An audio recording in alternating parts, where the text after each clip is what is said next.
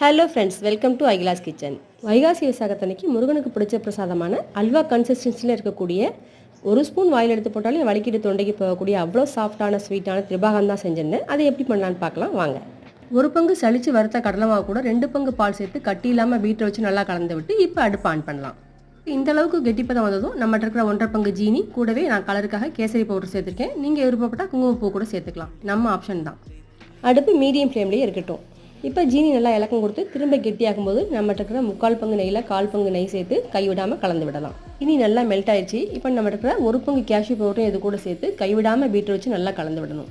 3/4 பங்கு நெய், 1 பங்கு கடலை மாவு, 2 பங்கு பால், 1.5 பங்கு ஜீனி, 1 பங்கு கேஷ்யூ பவுடர், இந்த 5 பொருள் இருந்தாலே போதும் நம்ம டேஸ்டியான திரிபாகம் ரெடி பண்ணிடலாம். நம்மகிட்ட இருக்கிற நெய்யெல்லாம் கொஞ்சம் கொஞ்சமாக சேர்த்து நல்லா கலந்து விட்டாச்சு. இப்போ அல்வா பதத்தில் கொஞ்சம் மைசூர் பாகு டேஸ்ட்டில் கொஞ்சம் காஜு கத்திரி டேஸ்ட்டில் இருக்கக்கூடிய திரிபாகம் ரெடி. இந்த வீடியோ பிடிச்சிருந்தா லைக் பண்ணுங்கள், கமெண்ட் பண்ணுங்கள். என்னோட வீடியோ இப்போ தான் ஃபஸ்ட் டைம் பார்க்குறீங்கன்னா மறக்காம ஐகிலாஸ் கிச்சனுக்கு சப்ஸ்கிரைப் பண்ணுங்கள்.